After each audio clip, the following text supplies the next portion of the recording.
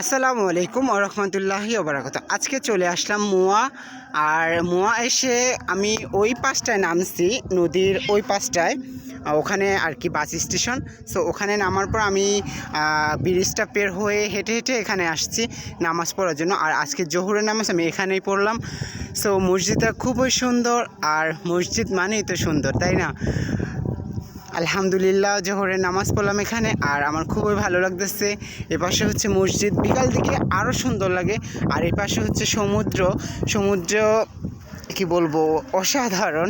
এখানে এখন দুপুরবেলা, তাও এত ঢেউ, এত বাতাস, খুবই ভালো লাগতেছে, খুবই ভালো লাগতেছে।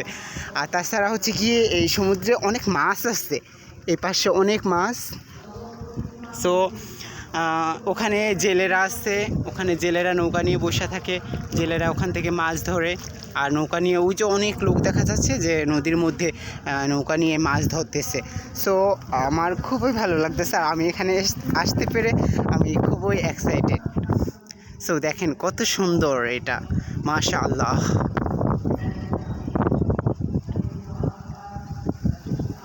সো আপনারা যদি কেউ আসতে চান, তাহলে মোয়া এসে আমাকে কল করবেন, তারপর আমি এসে আপনাদের নিয়ে যাব। আর যদি আপনারাই নিজে নিজে আসতে চান, তাহলে মোয়া আইসা আপনারা